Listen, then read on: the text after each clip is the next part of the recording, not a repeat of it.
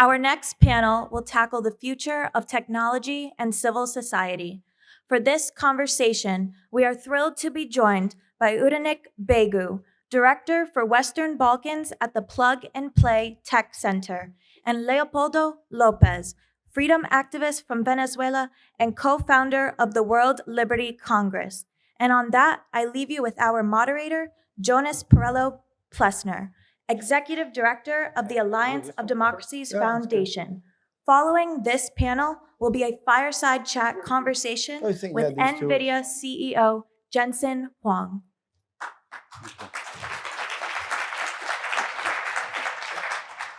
Thank you, and it's wonderful to be here. I think I first wanted to hear how many, like myself, and I know Joe and a couple more, and Geely, have been here since the morning. There we go. Well done. This means you're staying till the end. This is wonderful. I mean, and I think it's been such great conversations we've had all day, so we will continue that. So thanks to the CSSP for having me join as well. They are a partner of ours with the Alliance of Democracies, and I'm excited to be doing this panel here together with two great gentlemen. And I think when you just get their titles, and you hear Leopoldo López, co-founder of the World Liberty Congress, Uranik Begu, director of the Plug and Play Tech Center. I think, okay, what's that? But behind that are some really fascinating personal stories, family stories as well. I think last night when we were talking, we found out it wasn't just in this generation that you've been fighting for freedom, but actually sort of for three generations. So Uranik, your mom has been a women's rights advocate in Kosovo for years, been in prison for that, but also been in parliament. Leopoldo, your granddad and yourself have been in prison fighting for freedom and democracy in Venezuela. So I think you come to this with this technology discussion with these sort of very strong democracy perspectives on it as well. I think that's also what you're going to get here in the next 30 minutes. I would say stay tuned for that. I'm really excited about being up here on stage with you guys and look forward to hearing from you. We do also take audience questions in this session. So just raise your hand at some point and I will spot you and we'll send you a microphone so that we can get you into the debate. It's a good way when you've been here all day. You also want to be engaged. But Uranik, let me start with you and kind of your perspective. Or just tell us a little bit more. I gave a teaser here about you and what you do and what your perspectives are on what we're discussing here on technology, democracy, and civil society. Well, thank you very much for the introduction, and I also want to thank the amazing team for organizing this summit and obviously for extending the invitation. It's a special honor and privilege to be here and to address you today and obviously bring a perspective of a smaller community among this big picture which we're trying to present today. You mentioned part of the story, which it's not only my family's, but the whole country. And I think this is where we get the motivation to make really that substantial change and drive and the need to continue fighting for not only for freedom, but also a strong democracy, which is an ongoing struggle. You mentioned generations, and I think this is related to many people around the world, but also you find within us the strong motivation to keep making this fight and win this let's say, through this struggle. My approach has been different. I avoided entering into politics. I chose economic empowerment of young people to be one of the areas which I wanted to extend my work and also efforts. So in my previous role as an executive director of Innovation Center Kosovo, that's exactly what I did. With many partners in Kosovo and also international donor organizations, we really focused a lot on how do we empower young people to become independent. And I think that is the backbone of any strong democracy, empowering women and young people to really have their voices heard, but through different perspectives, so they can create for themselves, but also for the future generations. And there is not a stronger, I would say, effort than this in order to really have a strong democracy. You would find this an important step because countries that are in transition, such as Kosovo, which have emerged from the war and also is struggling to have really a strong democracy. This is an imperative for this change. And at Innovation Center Kosovo, that's exactly what we did. Now we're at a different stage. We have made our voices heard. We have a strong community. Kosovo has been branded as a young startup nation. We had a chat with friends from Israel and also some visits with Estonia and other nations. And it resembles, it's the youngest nation in Europe and also has become a role model in the Western Balkans on what we can achieve with young people that are there. But I would argue it's not enough. And when I was talking to my wife about coming to this summit, and she was seeing me getting ready, she was like, wow, you wouldn't do this for me. 20 hours, 20 hours, one-way flight for a 10-minute speech. I was like, listen, I didn't give her an answer, but I'm giving her now, and I'm sure she's following online. I'm sure she's listening. I'm sure she is. She asked me. I believe in what the program is doing. I believe in what this summit and all of us represent here today. And even if my modest contribution is here with my presence, I want to show that the inclusiveness that you bring as a project and inviting us, it really means a lot for us. But it also means a lot for you because that's the only way we can make this way forward and succeed together. Thank you, Uranik. Maybe just a quick follow-up question before I turn to Leopoldo would be on, I mean, we've discussed technology all day, both as a battleground between the US and China, then in a very optimistic version when we had Audrey Tang, the Taiwan's digital minister, on stage. Where are you on that spectrum? Would you see it in Kosovo? Is technology something that basically enhances Kosovo's democracy or also something of a danger? And absolutely, technology will be the core of our economic development because if you look at our recent history, obviously we came from a very centralized system, which was the Federal Socialist Republic of Yugoslavia. And then we had, immediate to that, we had the war. So we had two sort of destructions. One was the core system, and then also the destruction from bombings and everything else. So I think as a region, we're still failing to see what is our, let's say, value proposition in terms of economic offering. And I think once we figure this out and with whom we want to partner, I think we have stronger chances of having a strong and democratic institutions.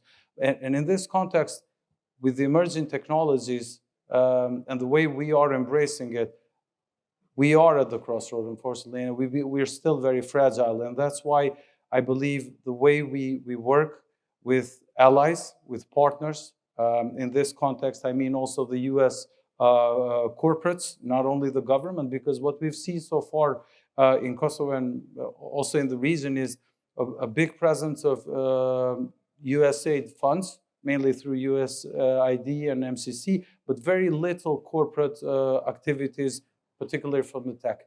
And this is my message and my, let's say, invitation for US corporates to be there, be present where technologies are being developed, and really work together in what I believe is a joint future of co-creating together, because this is the only way we can grow and sustain our freedoms and democracies. So yes, technology is at the core of this, and although small, we definitely are ready to be part of this co-creation and utilize technology for a better future for all of us. Wonderful, Uranik. We've just had OpenAI and Chat on stage, so I'm sure Snap, on stage, so I'm sure they're going to Kosovo next. We're also the panel that you might have noticed, the only one with non-Americans. So this is the panel of the interesting accent where you can sit and figure out where is that guy from. But next is Leopoldo López. If I would say, and I can say that as the moderator and use that privilege, if Venezuela were a free country, I'm sure that you'll be voted in as the president. So every time I'm on stage on you, I'm very honored. And I know you're fighting for that change in Venezuela, but also very interested in your perspectives on how you use technology in that fight. Well, thank you very much to all of you and to the organizers. Just very briefly, I'm from Venezuela, as you said. I was mayor for 8 years of Caracas, the capital, and then I was banned to run for office. And we built a nonviolent civil resistance movement. And in the year 2014, we called for protest, and tens of thousands of people went to the streets, and that took me to prison. I spent the next 7 years between military prison, house arrest, in the embassy, and I escaped at the end of 2020 against my will. I never wanted to leave my country, but it was the only alternative I had at the time. And since then, I've been meeting people from all over the world that have very similar stories. People that led protests from Hong Kong to Zimbabwe to Belarus to Nicaragua, Cuba. And we figured out a couple of things. The first is that we were not only facing our local autocrat, that we were facing and we were confronting a network of autocracy. Some of that was mentioned this morning. H.R. McMaster was mentioning, what cocktail party would you like to go, the one of the autocrats or the one of the free world? And that is something that is happening. And in autocratic countries like Venezuela, we are seeing the consequences. And the second realization was that we are not working together. The democracy defenders, the freedom movements of the world, we were not working together, not even the regional ones. So we decided to articulate an alliance. It's called the World Liberty Congress. It started last year. We had our first meeting in Lithuania. We gathered over 180 leaders from 44 autocratic regimes. And we have been engaged in different action-oriented initiatives. And one of the issues that is of prime importance to us is the use of technology, not for technology's sake, but for the things technology can do. And I believe that technology can provide independence to individuals. So different ways to provide independence to individuals. Independence to communicate through a VPN. That is something that is very important in countries that are under autocracies, and is particularly important when there are moments of protest. So in Iran, in Venezuela, in Belarus, when the protests were massive, people were tapping into VPNs in order to get information. So that's one way of providing people independence. Another way of providing people independence is financial independence. One of the things that autocrats are doing all over the world, from Russia to China to Belarus to Myanmar, Venezuela, Nicaragua, is to ban, to prohibit the independence of NGOs. So NGOs, political parties, movements are banned from the financial system. And that makes their work very difficult. So we have been using stablecoins and Bitcoin in order to go around the restrictions to the financial system. We started in 2020. It was COVID, and there were some funds that were seized by the US government from Venezuela. And we put together a program to provide assistance, direct assistance to medical doctors and nurses. And the only way to do that directly was through the use of a stablecoin. And we were able to get a license from OFAC and Treasury, the first one that OFAC and Treasury provided to use crypto. And we provided direct assistance to 85,000 medical doctors and nurses. So this is one clear example of the things that we can do. Just last week, we had an event where we gathered activists from the 4 autocratic countries in the Western Hemisphere: Nicaragua, Cuba, Bolivia, and Venezuela. And one of the modules that we provide support is financial freedom, is providing this type of tools, and of course, communications. And that's the third area of tech that I believe is very important, is the content of communication. Think of Twitter 20 years ago, or 15 years ago. When we called for protests in 2014, the social media space was a virgin in the sense that autocrats were not part of that conversation. Today it's completely contaminated. Today it's completely hijacked by the autocrats. So it's not the same story that we had 10 years ago. However, these are things that technology can provide. So when we think about technology and democracy, more than thinking about what's behind the technology, from at least my perspective, is what type of tools, what type of independence technology can provide to individuals from autocratic regimes. I am absolutely certain that the large part of the world, more than 80% of the population, as we learned in Copenhagen Summit that Jonas put together a couple of months ago, that World polling shows that 80% of the people in the world want to be free. However, 70% of the world's population is living under some sort of autocracy. So it's not that people don't want to be free, it's just that they are not free because autocrats are holding on to power. And for sure, technology can provide the means of independence that can provide the strength to push against autocratic regimes. So I really congratulate this summit and the focus of the summit. And I would ask you to think about freedom and democracy when you think about technology, because technology is also being used by autocrats. It's being used for social surveillance. It's being used to control. So technology is not neutral. Technology requires a value orientation. And I believe that all of us here believe that freedom and democracy and human rights and the rule of law are the things that we should push for. Thank you, Leopoldo. If Uranik at the end gave sort of his perspective to the tech companies, what he would like to see them do, you invited them to Kosovo, among other things. What for you, if you had a couple of asks and you could say, and you still had the CEO of Snap up here on stage or some of the other companies, what would be the thing as a freedom fighter that you would like to see technology companies do more? Well, before asking technology companies, I think that there is an infrastructure issue that needs to be addressed. And it's very obvious, but sometimes it's not part of the conversation, which is free and uncensored access to internet and access to smartphones. Without that, the type of technology that we could be discussing it's theoretical. Without access to internet, without the adequate tools to use that technology, of course, there are huge limitations. So I truly believe that the free world needs to come together to figure out a way to provide free and uncensored access to internet under autocratic regimes. And this can be done. The technology is out there. Much in the same way that the world came together to provide a vaccine after COVID, I believe that the free world needs to come together to figure out a way by which billions of people in the world can have access to internet and to smartphones. And once you have that, then you can start talking about other alternatives and other uses of technology. But that's the bare basics of technology that we require. In most of the countries that are autocratic, the access to internet is very limited or is censored. So this is an issue that I truly believe needs to be of high importance of the free world, of the US, of Europe, of all of the free nations, to figure out a way to provide this alternative to communicate for billions of people. That's good. Uranik, you wanted to jump in on that? Or? No, I mean, we are definitely now on a different stage. And I echo and I understand the challenges that, because we've been there. Luckily, we are at a stage where now we're developing. And at this stage of development, basically what we're doing is we're just tapping into our potential and we're presenting the opportunities.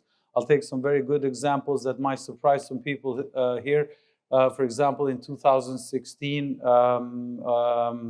NASA Space App Challenge, which is globally organized, a team from Kosovo won the global competition, and then we were invited in Kennedy Space Shuttle to see a rocket launch. So talent is there. The question is, how do we utilize? How do we come together to let this talent grow into strong businesses? And I go back to my term, which I love, of co-creation.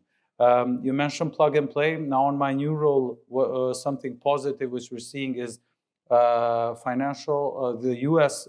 capitals, such as VCs, are coming into the region, and that's a step forward toward this growth and empowering, again, in this case, young people, which I think are crucial in this process.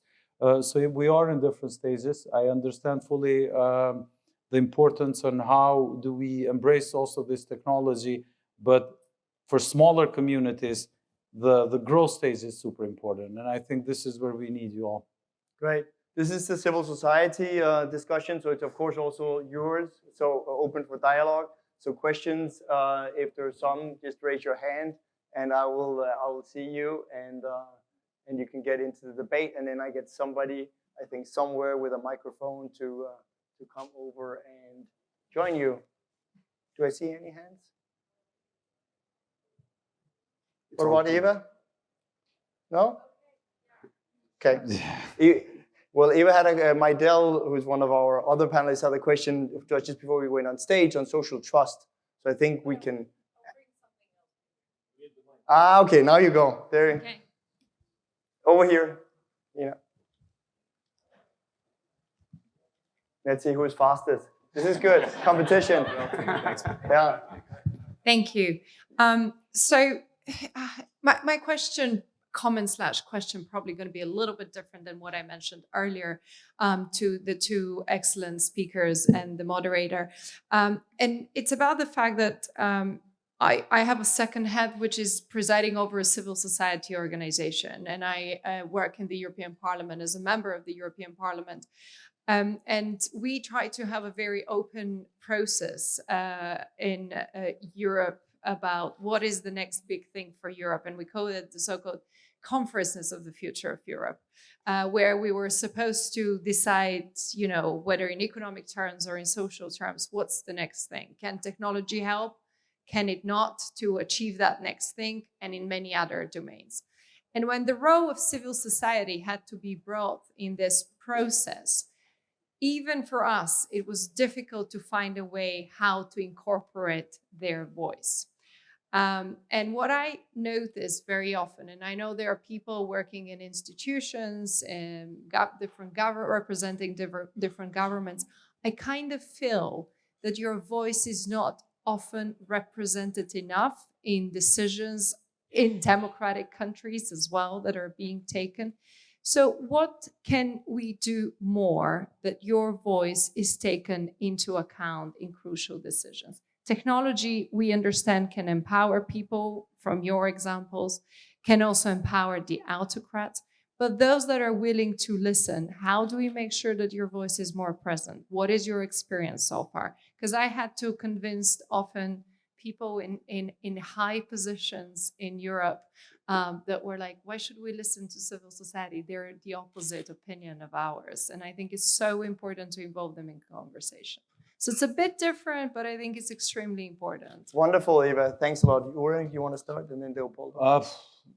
I'll start, but in our case, Innovation Center, which we're referring today, now I'm also on the board of that, is a foundation. And as a civil society, I think we were the pioneers and also the ecosystem itself.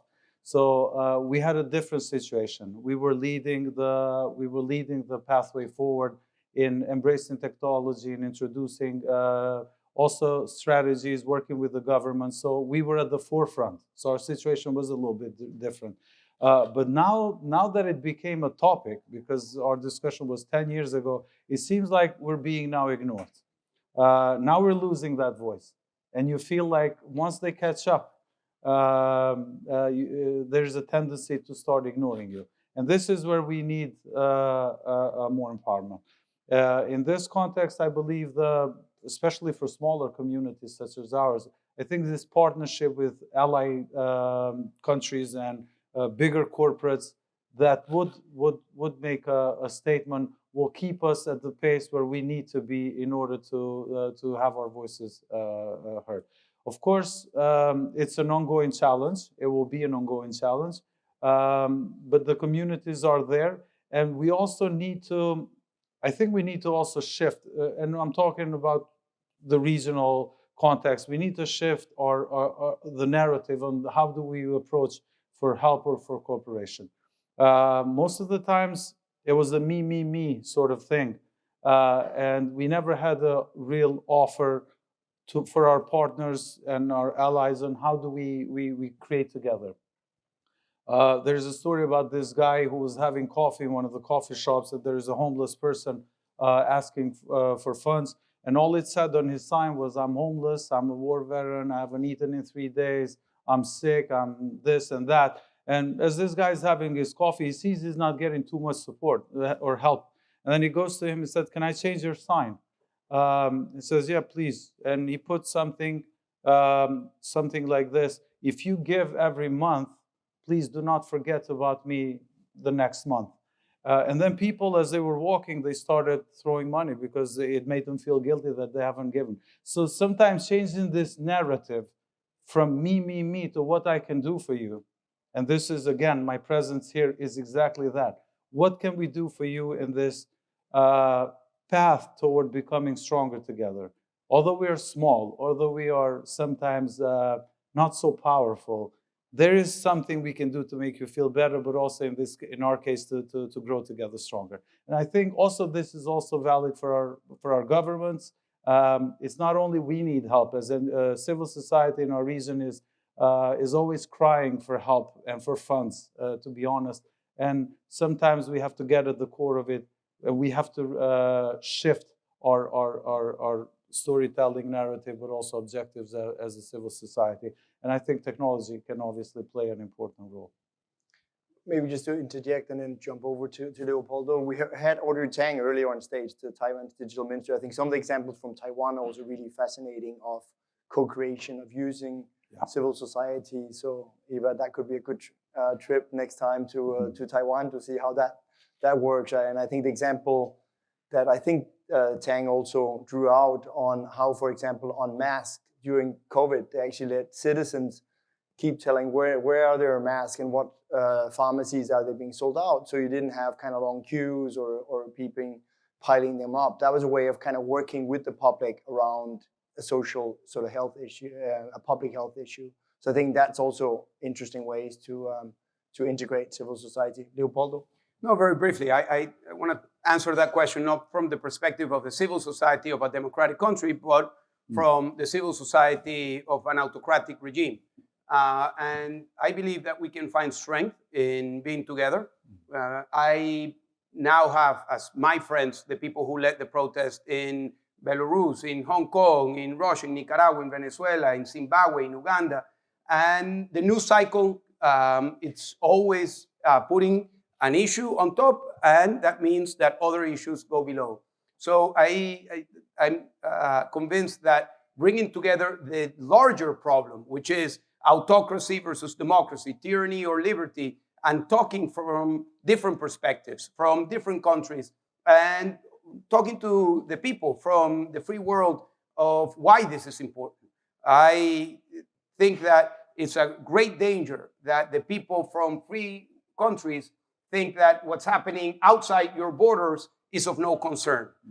It will get you, if the world becomes more autocratic, if autocrats win the struggle between autocratic regimes and the free world, it's going to affect the lives of everybody.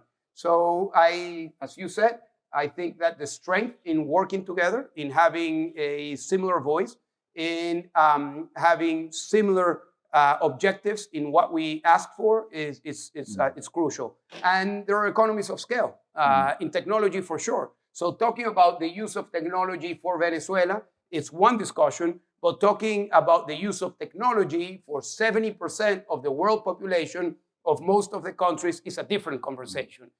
So scaling up the conversation, putting the real issue out there that there is clearly a challenge between autocracy and democracy. And as it was said this morning, we are losing. So far, in the 21st century has not seen one stable transition to democracy in 23, 24 years. We have seen the contrary. So this needs to be something of concern, not only for governments of the free world, but for the people of the free world.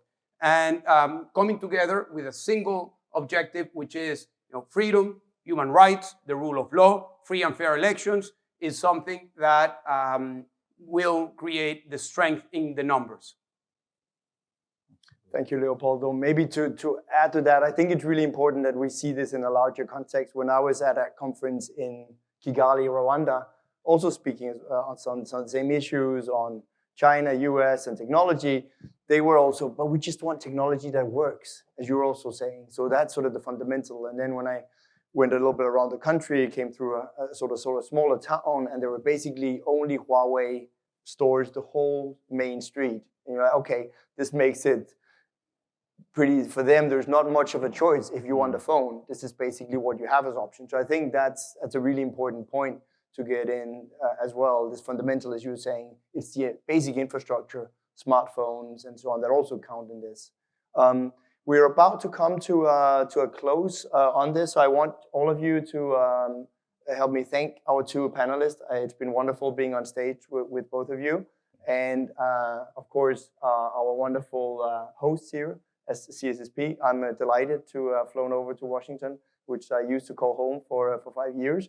But being here with a great group, and look forward to, you all get a Medal of Valor, all the ones that stayed till the end. And you've basically done a marathon of technology and democracy. So that's well done. So with that, let's thank our panelists.